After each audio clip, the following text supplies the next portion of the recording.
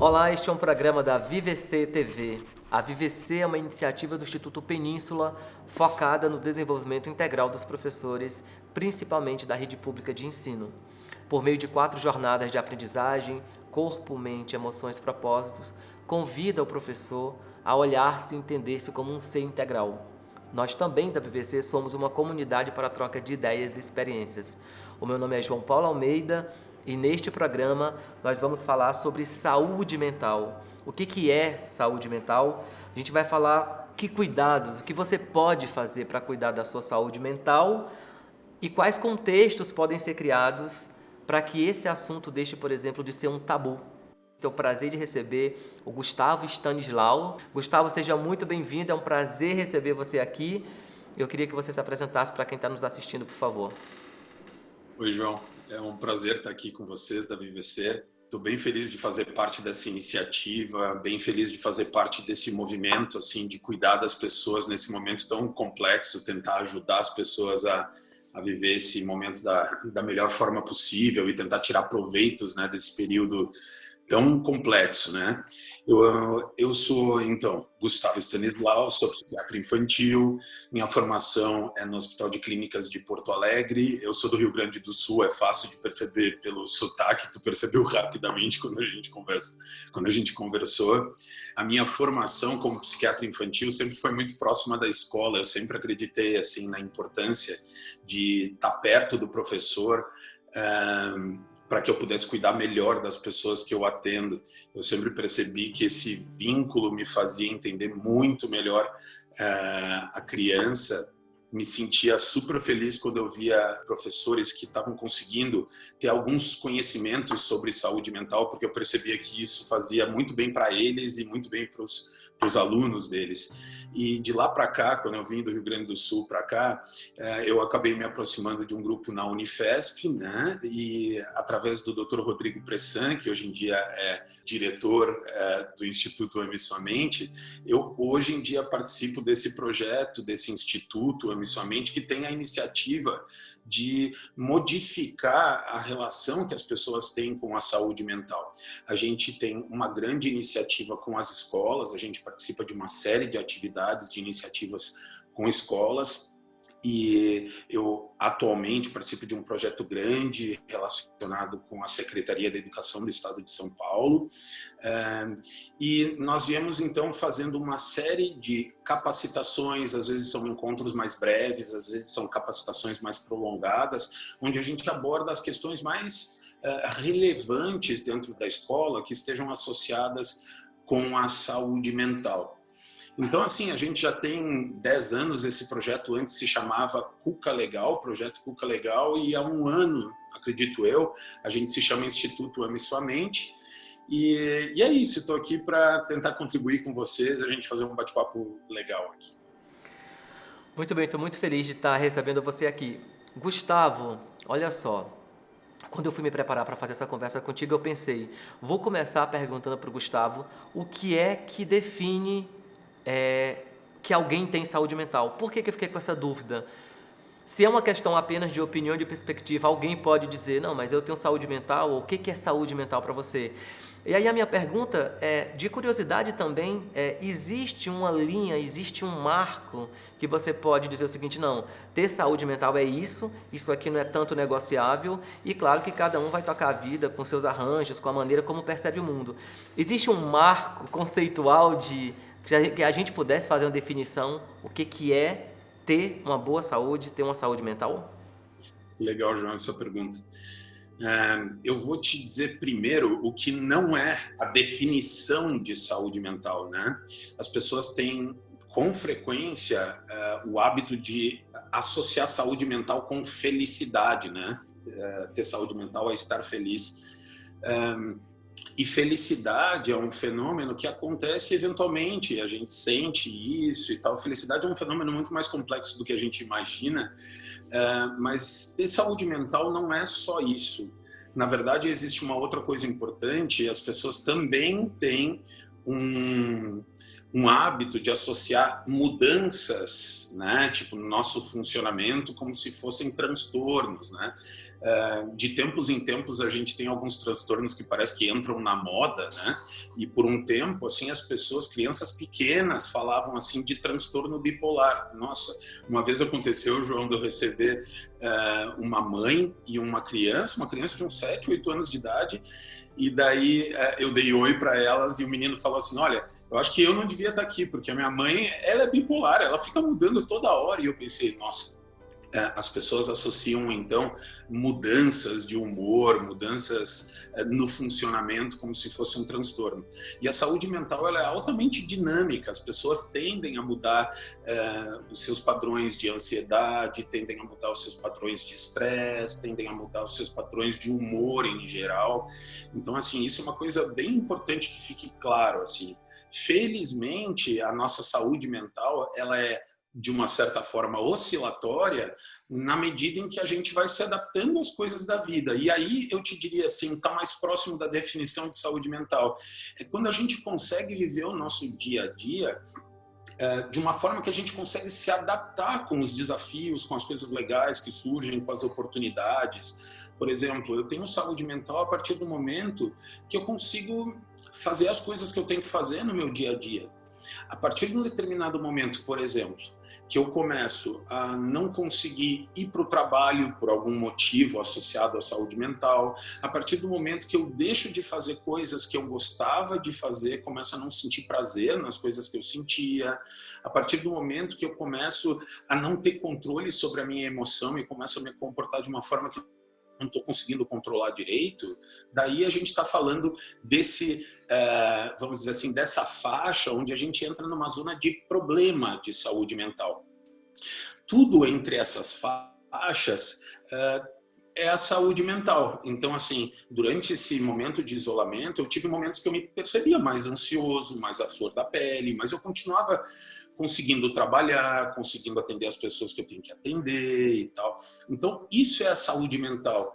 É essa dinâmica, é esse movimento dinâmico, né, interno nosso que nos permite nos adaptar às coisas. E, então, assim, respondendo a tua segunda pergunta, vamos dizer assim, a partir do momento que eu começo a ter prejuízo, ou seja, eu começo a não conseguir trabalhar, eu começo como eu já dei alguns exemplos aí, eu acho que ficou claro, a partir do momento que eu não consigo funcionar como eu normalmente funciono, a tendência é ter entrado nessa zona de problema.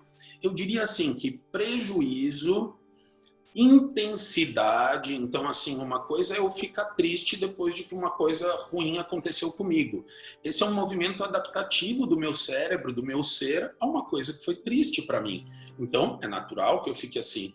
Mas a partir do momento que a tristeza me coloca num lugar onde eu não consigo ter prazer com nada, eu tenho uma intensidade muito forte e que vai possivelmente gerar prejuízo.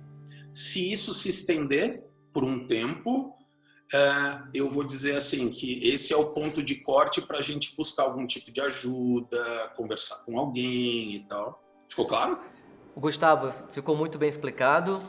E eu quero aproveitar e te perguntar o seguinte: existe um tabu para se discutir, existe um preconceito para se falar sobre saúde mental, para se discutir sobre isso. Primeiro, queria saber se você confirma essa informação, se você acha que isso é verdade. E por que será que existe isso de forma tão forte, né? Ninguém quer falar, por exemplo, essa informação que você trouxe, esse exemplo que você deu, eu não estou conseguindo, por exemplo, fazer os trabalhos que eu preciso, não estou conseguindo ir para o trabalho. Me parece que não estar com uma boa saúde mental, uma saúde que você consiga fazer o que você tem que fazer, consiga estar bem, também é um lugar de muita solidão, né? Porque você tem poucas pessoas, muitas vezes, que você se sente à vontade para ter esse tipo de conversa. É verdade, eu confirmo, sim. Eu acho que a saúde mental ainda está envolta em bastante preconceito. Existem vários motivos para isso ter se construído dessa forma, mas eu vou falar de algumas coisas que, para mim, fazem muito sentido. Eu acho que a saúde mental sempre foi muito associada, por muitos anos, com o aspecto do tratamento de transtornos mentais. As pessoas não davam muita bola, vamos dizer assim, para os aspectos preventivos. Elas não acreditavam em prevenção de transtornos mentais, elas não acreditavam em promoção de saúde mental. E a gente ficava muito associado, então, a ideia de saúde mental estava sempre associada com transtorno mental e tratamento. Então, assim, se eu falasse que eu tinha algum problema, as pessoas já me conectavam como uma pessoa que tem um transtorno, certo? Aí vem a outra questão. As pessoas associarem o transtorno como se fosse causado por uma fraqueza das pessoas. As pessoas, eu costumo fazer uma atividade quando a gente faz as capacitações um pouquinho mais prolongadas. Numa das atividades eu faço um roleplay onde eu faço uma encenação como se eu estivesse me apresentando para as pessoas para trabalhar com elas. Então eu estou num grupo com 30 pessoas, falo um pouco de mim e digo, olha, então vou trabalhar com vocês. Me esqueci de falar para vocês, mas eu tive um episódio de depressão há algum tempo atrás, fui tratado, estou me sentindo bem, mas é só isso, eu achei importante falar para vocês. E eu pergunto para as pessoas, qual é a ideia que vem à cabeça de vocês? Qual é a ideia que vocês acreditam que vem à cabeça da maior parte da população quando alguém diz para vocês, olha, eu tive um episódio de depressão? A maior parte das pessoas conecta rapidamente com, essa pessoa tem uma fraqueza, essa pessoa vai nos dar trabalho, esse tipo de coisa. João, isso me faz pensar que as pessoas associam um episódio de um transtorno mental, ter um transtorno mental, como se fosse uma falta de força da pessoa, falta de vontade da pessoa, um problema da família da pessoa. E hoje em dia a gente sabe que essas coisas são muito mais complexas do que isso, e me agrada muito a ideia da gente lembrar que transtorno mental está muito associado com a figura do cérebro da gente.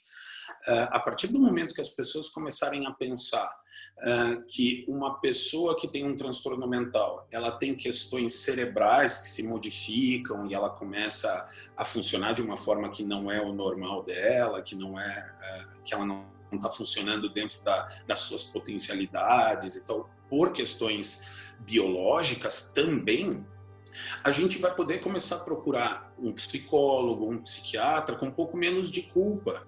Muitas pessoas muito fortes, muitas pessoas que a gente sabe, pessoas famosas que vêm a público e falam, olha, já tive um episódio disso ou daquilo, apresentaram um episódio de depressão. Ou seja, isso não está associado com o caráter da pessoa, não está associado com força de vontade e tal.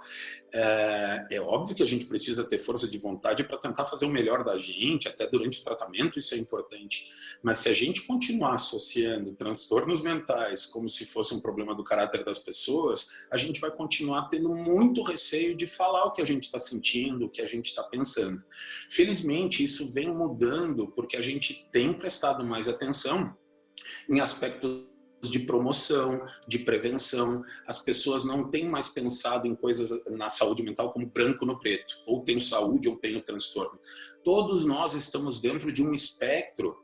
Por exemplo, o espectro da ansiedade, como eu citei já aqui, existem momentos onde eu me sinto mais ansioso, mais preocupado com as coisas, isso às vezes me incomoda bastante, mas eventualmente, né, eu me cuidando, eu vou para um espectro, por exemplo, um pouco mais saudável. Algumas pessoas acabam desencadeando, né, desenvolvendo um quadro psiquiátrico, se elas partirem do ponto de que elas podem ser ajudadas, assim como uma pessoa que começa a ter tosse com expectoração e febre, vai num pneumologista ou num clínico geral para buscar ajuda, se as pessoas puderem fazer essa associação, a gente pode ir para um lugar muito mais razoável, onde as pessoas se sentem muito mais à vontade para falar sobre isso. A gente ganharia muito com isso, muito com isso. Muito bem, eu costumo dizer, sabe o que, Gustavo?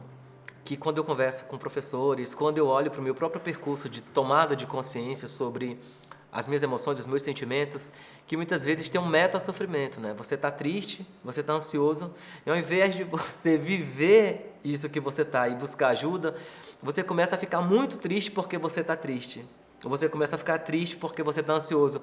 Como se existisse uma cura, uma redenção para a nossa humanidade.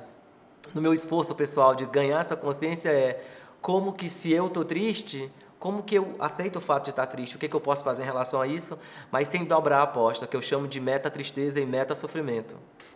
Enfim, eu quero aproveitar aqui, dizer para você que eu sei que você está gostando do bate-papo, eu estou gostando muito, então fica aí com a gente que a gente volta já já para o bloco 2. Voltamos para o bloco 2 com o Gustavo para falar sobre saúde mental. E Gustavo, olha só, as 2 últimas décadas, por meio de diversas pesquisas, nós temos assistido aumentar ano a ano o número de professores diagnosticados com ansiedade, síndrome do pânico, com depressão e burnout, para a gente ficar em 4 exemplos. A que você atribui o aumento de transtornos como esses? E uma dúvida que eu tenho é se eles sempre estiveram aí e só foram percebidos mais recentemente, ou esses transtornos são parte de um traço desse novo século XXI? Uhum. João, essa é uma pergunta complexa, assim, porque existem várias formas da gente enxergar. Certamente, hoje em dia, as pessoas têm um pouco mais de conhecimento sobre saúde mental e transtornos mentais, ou seja, uma parcela desse número se deve ao fato das pessoas estarem identificando mais situações de transtorno e buscando algum tipo de ajuda. Então, assim, essa é uma parte. Uma outra parte da explicação seria porque, de fato, nós funcionamos como...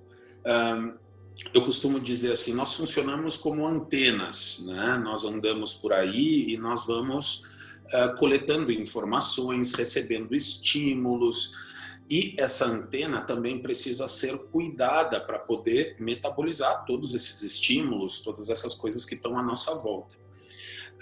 Essa é uma impressão minha, né? Porque eu não sou um professor de dentro da escola, eu me sinto um educador no sentido de tentar ajudar as pessoas a aprenderem coisas e tal, mas eu não estou dentro da escola, mas a minha vivência com educadores é que tanto a quantidade de estímulos aos quais eles têm sido expostos, a quantidade de desafios, as metas, né, no sentido assim, os prazos e tal, eu acho que os estímulos eles estão me parecem maiores, e eu não estou dizendo só na tarefa de ser educador. O trânsito é um pouquinho mais chato, algumas outras coisas vêm acontecendo, e tem o outro lado dessa moeda, que é a gente tendo que aprender a cuidar da nossa antena melhor.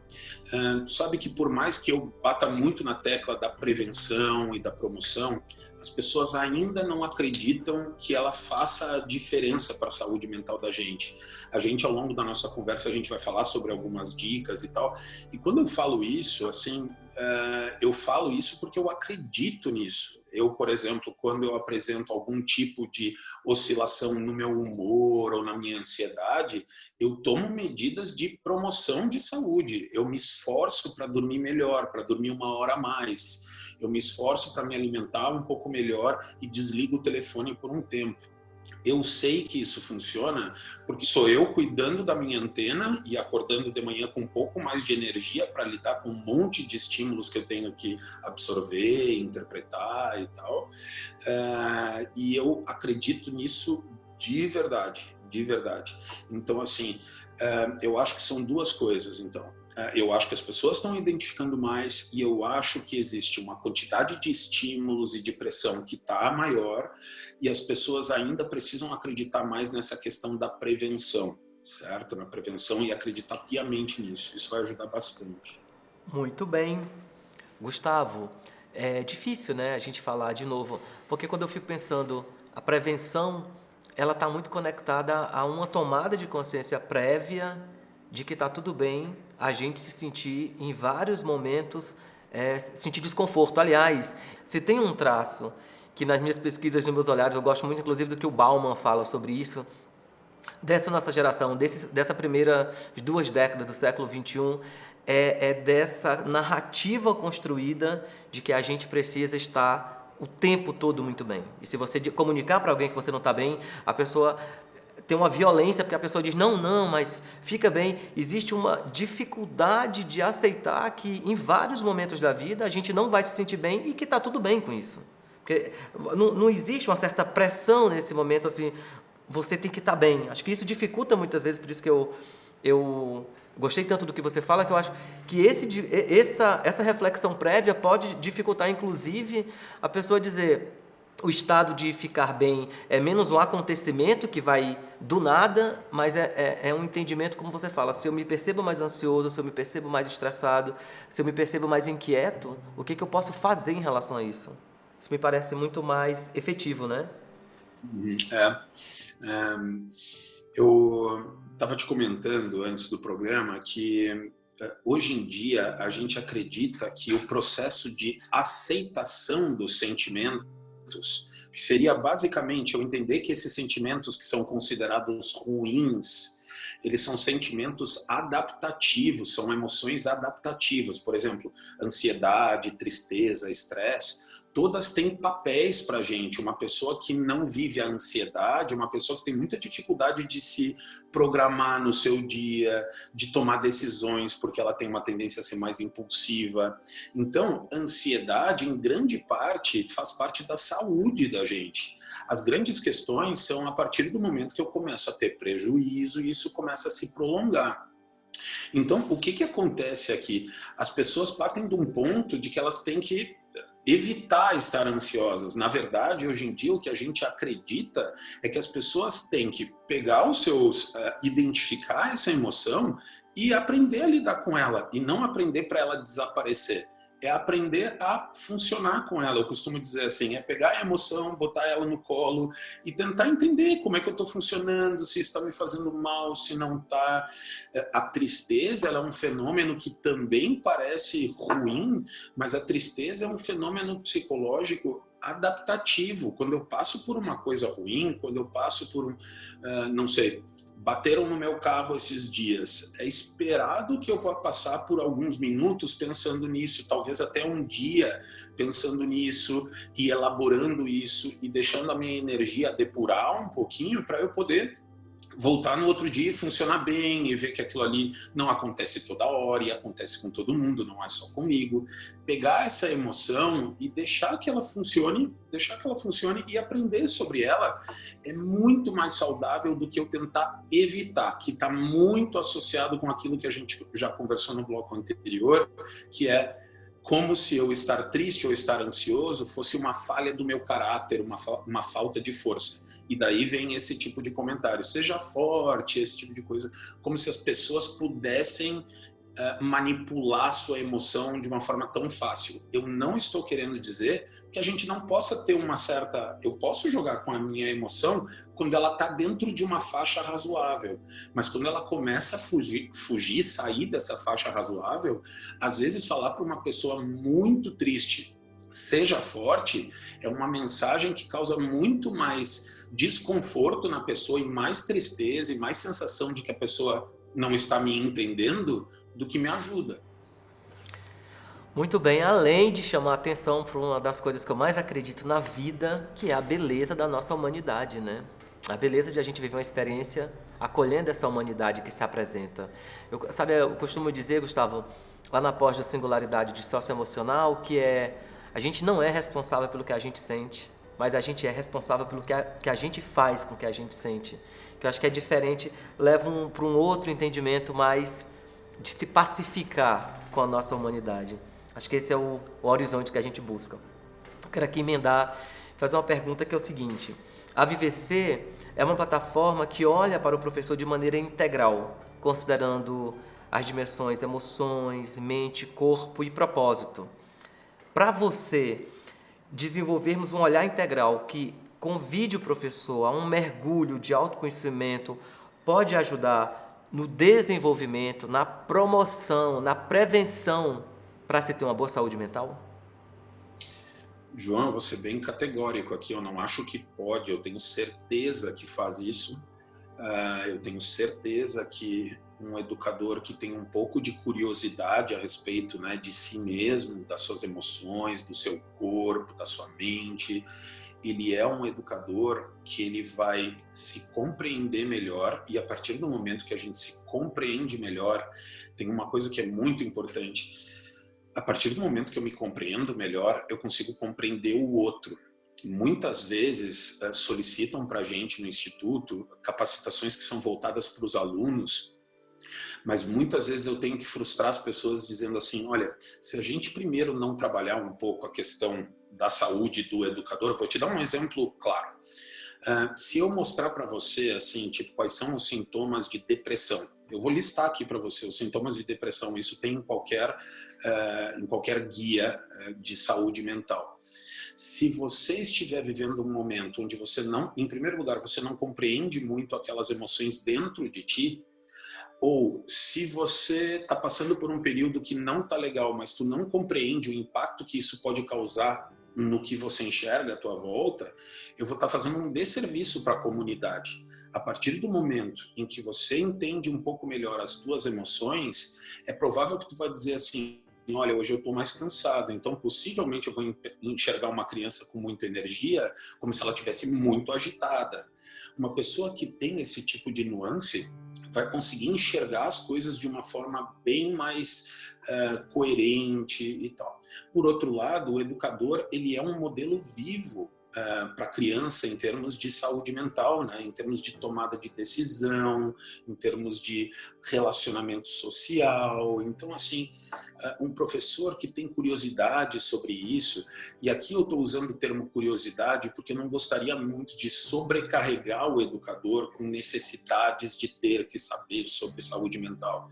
Mas certamente uma pessoa que tem curiosidade e que vai e entra na plataforma do Vivecer e aprende alguma coisa sobre irritabilidade, alguém que lê um pouquinho sobre uma emoção básica como a tristeza e tal, é uma pessoa que vai estar muito mais preparada para ser um bom modelo, para fazer boas leituras do que está acontecendo à volta e fazer com que os seus alunos também, né, tipo, acabem crescendo bastante nesse sentido. Muito bem, a gente encerra aqui o bloco 2, que está muito bom, estou adorando a conversa com o Gustavo, e a gente volta já para várias dicas e sugestões. Voltamos para o nosso bloco 3, conversando com Gustavo Stanislau sobre saúde mental. Gustavo, me ajuda a entender o seguinte: quais dicas você sugere, quais caminhos ou quais cuidados você indica para os gestores, para o professor e para todos os profissionais de educação que querem cuidar melhor de suas mentes? João, eu diria assim, existem várias coisas que eu posso falar aqui, mas eu queria bater na tecla da importância, da relevância que isso tem para a saúde mental da gente, que é a promoção de saúde e a prevenção de transtorno. Eu queria repetir isso porque um psiquiatra falando isso, eu acho que pode dar um pouco mais de convicção para as pessoas, no sentido de que a gente estuda coisas que parecem às vezes meio fora, né, do cenário, fora da mão das pessoas, quando a gente fala, né, tipo, de neurociência de uma forma muito complicada, ou de medicações, ou de tratamentos super complexos que hoje em dia estão disponíveis para a gente. Eu tenho uma impressão de que as pessoas acreditam que aquilo ali é o padrão ouro, né, em termos de cuidado com a saúde mental. Então eu acredito que um psiquiatra falando isso talvez cause um pouco mais de impacto nas pessoas, dizendo assim que uma boa noite de sono, de que ter tempo para alimentar e colocar a nossa mente naquele momento em que a gente está se alimentando e tal, fazer exercício com um pouco de sol, por exemplo, são os primeiros passos e talvez os passos mais importantes para a gente ter uma boa saúde mental, né? É óbvio, pessoal, que a gente lida com uma série de fatores que não são controláveis. A gente lida com a genética, a gente lida com fatores ambientais que são difíceis de controlar, mas partindo desse ponto de que eles são difíceis de controlar, eu tenho que me focar no que eu posso controlar. Controlar no sentido assim, que eu posso investir. Então, em termos de promoção de saúde, aprender sobre competências socioemocionais, aprender sobre autoconhecimento, a importância do autoconhecimento, o simples comportamento de tempos em tempos, me perguntar como é que eu estou me sentindo, pode fazer uma diferença brutal de uma pessoa que nunca se pergunta isso e que daqui a um tempo apresenta sintomas psiquiátricos que começaram de uma forma muito mais branda e que a pessoa podia ter dito, nossa, eu acho que eu preciso conversar mais com alguém, eu estou com muitos pensamentos, eles estão estão me incomodando muito. Se eu pudesse partir desse ponto, talvez eu tivesse modos de escoar um pouco o estresse. E o estresse, ele é um fio condutor para muitos transtornos mentais. Quando eu falo de estresse, eu gosto de lembrar ali a imagem que eu fiz de que nós somos antenas, com um monte de estímulos à nossa volta, alguns bem difíceis de controlar, outros mais fáceis de controlar, como por exemplo, antes do programa vocês perguntaram, tá com água aí? Eu tô com água aqui, porque eu sei que isso poderia se transformar num foco de estresse se a gente estiver conversando e eu ficar com a boca seca. Acreditar nisso, que faz diferença, saber que eu tenho água aqui, que o meu computador está carregado aqui e não vai acabar a bateria durante a nossa conversa, pode parecer muito pouco para vocês, mas a partir do momento que eu for conversando contigo, se eu começar a ficar com a boca seca e começar a ter problemas para falar, eu vou começar a entrar num estado de um pouco mais de estresse, que pode me levar, por exemplo, daqui a 1 hora, tá me sentindo um pouco mais à flor da pele para alguma coisa, tomar decisões, por exemplo, me irritar mais fácil com uma situação que eu normalmente não me irritaria. As pessoas têm que acreditar que essas coisas vão se construindo. O nosso dia, ele é uma sucessão de eventos, e se eu puder olhar mais para cada um desses eventos de uma forma um pouco mais ciente das minhas emoções em relação a isso, dos meus comportamentos e pensamentos, eu poderia viver um dia que se protege, assim, onde a gente protege a saúde mental, onde a gente se cuida e vive as coisas de uma forma mais próxima do que a gente gostaria de viver. Então eu te diria assim, para ser bem objetivo, porque eu não quero me estender, porque dá para falar muito sobre isso, eu cuidaria de coisas básicas da minha antena, eu cuidaria da minha antena, tipo, dormindo bem, me alimentando bem, fazendo exercício se for possível, na medida do possível. Pegar sol é uma coisa muito importante, hoje em dia a gente está muito fechado, né, e a gente está pegando pouco sol, tem muitos estudos falando sobre os malefícios da gente não pegar um pouco de sol.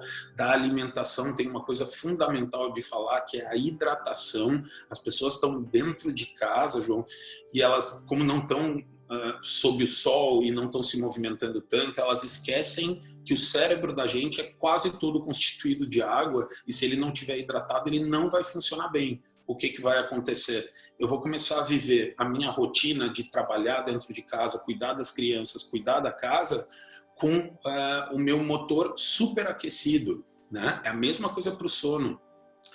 Eu noto nitidamente no meu funcionamento como eu fico diferente quando eu durmo 7 horas e quando eu durmo 4 horas. O meu nível de reatividade ao longo do dia, ele muda completamente dependendo do quanto eu estou abastecido, do quanto o meu motor está cuidado. Então, cuidar da antena e tentar cuidar dos estímulos que estão à minha volta, quer ver um exemplo básico, assim, que me veio à cabeça agora? Eu gosto de assistir filmes, eu gosto de cinema, e eu gosto de assistir um bom filme de terror. Acho que não é um problema eu falar isso, assim, mas faz muito tempo que eu não assisto, porque eu percebi logo no início do isolamento que eu assisti um filme que eu fiquei muito mais impactado que o normal. Ou seja, a gente está vivendo um período onde a gente está um pouco mais tenso e tal, e a gente reage mais forte aos estímulos. Então, o que eu tenho feito é tomado cuidado com esse tipo de coisa. Quando eu tenho estímulos muito fortes, eu prefiro não entrar em contato, se eu posso não entrar em contato, baixar o volume da televisão, o volume do computador, ouvir músicas que me deixem mais, dependendo do humor, que me coloquem mais para cima ou que me deixem mais tranquilo. Eu olho para essas coisas e tento fazer com que isso funcione a meu favor. Às vezes a gente não se dá conta disso e tu tá com a televisão ligada super alto, falando alto com, não sei, com o teu filho, e daqui a pouco, não sei, tipo, a gente entra num estado que tem grandes chances de não funcionar bem por algumas horas, eu diria. Então, ter essa percepção da promoção como uma coisa fundamental e da prevenção é muito importante. Eu acho que esse é o princípio. Eu até queria contar para vocês, eu acho que no último bloco a gente vai falar de algumas dicas, algumas coisas assim. A gente desenvolveu um material no Instituto Ame Sua Mente. As dicas agora, já pode falar das dicas agora. Então, eu queria falar particularmente de 2 dicas que não vão ser as mais criativas, mas eu acho elas muito funcionais, tá? Uma delas é a gente no Instituto Ame Sua Mente, quando a gente iniciou o isolamento, a gente estava no meio, iniciando, na verdade, uma capacitação bem grande e a gente se deu conta que a gente teria que mudar, obviamente, assim, a gente não teria como ficar falando com as pessoas sobre um assunto X, tendo todo esse cenário se desenrolando, né, tipo, na escola e na vida da gente. A gente começou a fazer muitas atividades como lives e tal, eu fiz muitas atividades assim, e muitas perguntas começavam a se repetir, tipo, como é que eu posso fazer para dormir melhor? Como é que eu posso fazer para, tipo, que dicas de alimentação vocês têm para nos dar? E daí nós lá como um time, a gente começou a escrever um material, assim, tipo, que é uma revisão de muitos materiais ao redor do mundo, todos os artigos científicos que a gente tinha disponível, tudo assim mastigado para as pessoas, para ficar muito acessível, assim. Então, assim, a gente viu muitas entrevistas com experts, a gente debateu muito, e no final das contas, eu e a Ana Carolina D'Agostini, lá do Instituto, desenvolvemos o texto e a gente debateu a arte, debateu todo o material, e hoje em dia ele é um material que tem sido muito usado ao redor do Brasil inteiro, com muitas dicas práticas para essas coisas. Por exemplo, sobre sono, a gente fez uma revisão de um monte de estratégias embasadas em evidências. Então, tem frases lá: cuidado com isso, faça isso, faça isso. Né? Então, são dicas bem objetivas e que têm sido muito úteis. As pessoas têm falado bastante assim da utilidade disso.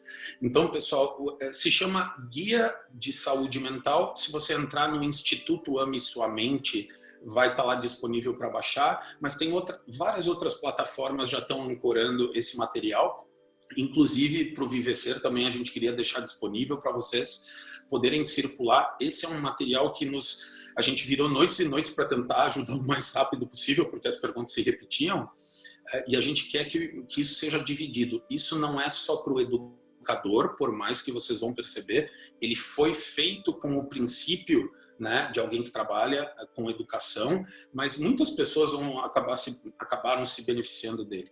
Então eu sugiro que vocês entrem em contato. E uma outra coisa que eu queria falar, João, para as pessoas que estão entrando naquela faixa que eu comentei para vocês, onde as pessoas começam a ter mais prejuízo, onde as pessoas começam a sentir que não estão conseguindo ter o controle de algumas das emoções, né? As pessoas que estão se irritando demais, as pessoas que muito ansiosas não conseguem parar de pensar numa coisa que está preocupando muito e isso está atrapalhando o sono, ou seja, situações onde existe um prejuízo, né, tipo associado à saúde mental. Existe uma iniciativa do Ministério da Saúde junto com o Hospital de Clínicas de Porto Alegre, dos meus amigos do Hospital de Clínicas de Porto Alegre, que junto de outras universidades fizeram o que a gente chama de telepsi. Telepsi, se você colocar na internet, vai ser o primeiro nome que vai aparecer. A pessoa também pode acessar o Telepsi pelo número 0800. Posso citar aqui? Por favor, por favor. 0800 64 465 43. Ela vai discar para esse número, vai colocar na opção 4, vai discar a opção 4, vai discar, é meio antigo, né? Mas tipo, vai selecionar a opção 4 e ela vai ser atendida por profissionais da saúde mental. É um grupo, um time de psicólogos orientados por 3 linhas de psicoterapia. A pessoa vai passar por uma triagem para saber o que está sentindo, para saber em que nível as coisas estão, né? E ela vai passar por um atendimento que podem se estender até a 4 atendimentos. Casos mais complicados ainda vão ser encaminhados de alguma forma para um psiquiatra, para passar por algum tipo de avaliação. Então, assim, esse é um recurso muito importante, muito acessível. E eu acho importante contar isso para vocês, porque as pessoas estão com muita vontade lá no Sul de ajudar. Então, assim, podem ligar para lá e eu acho que a minha prima faz parte do projeto, a Lívia, eu fico muito feliz assim, de estar podendo contribuir com eles em divulgar esse projeto tão legal. Nossa, adorei as 2 dicas incríveis e que conversa boa, Gustavo. Eu fui me acalmando durante a conversa, assim. Parecia que eu estava conversando e ao mesmo tempo fazendo uma sessão de terapia. Eu acredito que essa conversa contigo vai tocar muitos professores em vários lugares do Brasil que têm nos dito, em várias interfaces que nós da VVC temos com eles, que esse momento tem aumentado de forma considerável a ansiedade, uma tendência a viver momentos de síndrome do pânico. Eu costumo dizer que, infelizmente, a maioria de nós é inclinado para viver baseado no ideal de eu, né? A gente está sempre achando que a gente não é o suficiente, que a gente não... Por exemplo, se você faz um trabalho, você acha que você devia fazer de um outro jeito, está sempre... E não no sentido positivo, que é olhar para aquilo que a gente faz e entender que a gente pode sempre aprimorar e melhorar, mas em um sentido que nos tira a beleza do momento presente e daquilo que a gente consegue ser naquele momento. Então, acho que por tudo isso, a sua entrevista veio num momento muito oportuno, não só nesse contexto de pandemia, mas sim para ser utilizada e ser revista e ser vista em qualquer momento da vida. Eu quero começar agradecendo vocês, é um grande prazer conversar com você. Tenho muita admiração já pela maneira, pela sua abordagem, e vou te dar uns minutos finais para as suas considerações sobre o tema. Eu queria agradecer a oportunidade de estar aqui. Me faz muito bem saber que, de alguma forma, eu tenho contribuído com as pessoas nesse momento. Assim, eu acho que isso é a coisa mais importante. Tem sido bastante corrido, porque a gente percebe que muitas pessoas estão precisando desse cuidado. Então, a gente tem tentado se desdobrar, fazendo bastante atividades que sejam legais, significativas. Tem uma coisa que eu acho bem importante, a gente falou bastante sobre ansiedade, sobre tristeza, e falou de estresse, e falou sobre os aspectos humanos disso, não negativos necessariamente, mas humanos, e o quanto isso é rico.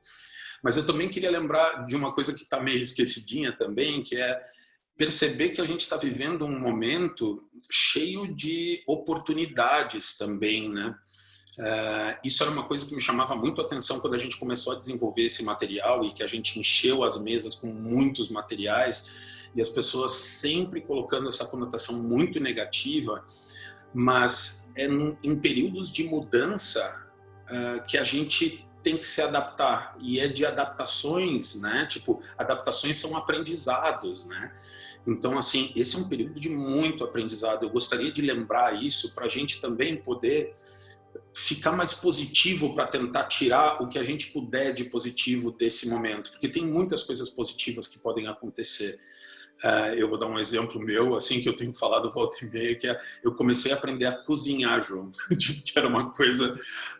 os meus únicos feitos na cozinha era fazer ovo cozido e às vezes dava errado, mesmo assim, não é brincadeira, assim. E hoje em dia eu penso no processo de cozinhar, por exemplo, como um processo onde eu tenho que estar no momento para a coisa sair razoavelmente bem.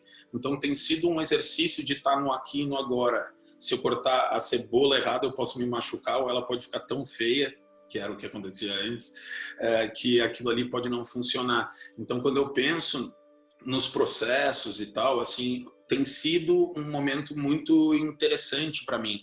Então, esse é um momento de conexão também com a gente mesmo. Então, assim, eu tenho buscado na minha história coisas que eu deixei para trás, como, por exemplo, tocar um pouco de violão, que era uma coisa que eu fazia quando eu era adolescente, eu nunca mais tinha feito. E que, obviamente, nos primeiros movimentos que tu faz, tu não fica automaticamente motivado com aquilo, mas com o tempo tu começa a te lembrar do prazer, do reforçamento que aquilo te gerava. Quando a gente está afastado de uma coisa que a gente gostava há muito tempo, é possível que a gente se esqueça do quanto aquilo era reforçador. Se aproximar dessas coisas me conecta comigo mesmo. Ao longo dos dias eu fui tocando um pouquinho melhor e daqui a pouco eu gravei uma coisa e mandei para um amigo meu que tocava comigo na época. Essas coisas todas me conectam comigo mesmo. E isso me dá uma sensação de que a vida está fazendo sentido, de que até o dia faz sentido eventualmente. Quando eu faço uma comida e dá certo, e eventualmente tem dado certo, assim, eu tenho essa sensação assim, de que o dia valeu a pena, de que fez sentido, eu aprendi uma coisa. Então, é isso. Agradecer a vocês e estou aqui disponível para quando vocês precisarem. Muito obrigado, é sempre um prazer conversar com você. E ao final de cada programa a gente escolhe um trecho de poesia, uma frase, um poema inteiro que represente um pouco daquele assunto que foi abordado. E eu escolhi para hoje, que é um assunto que eu tenho tanto interesse em saúde mental, emoções e sentimentos, um poema da Cecília Meirelles, que para mim é luz num dia triste. E diz o seguinte, eu sempre vou dar uma coladinha aqui, porque esse especificamente eu não decorei. Tu tens um medo, acabar, não vês que acaba todo dia, que morres no amor, na tristeza, na dúvida, no desejo, que te renovas todo dia no amor, na tristeza, na dúvida, no desejo, que és sempre outro, que morrerás por idades imensas, até não teres medo de morrer, e então serás eterno. Muito obrigado para você que esteve aí com a gente, espero que você tenha gostado do programa, eu gostei muito, e até o próximo encontro. Tchau, tchau.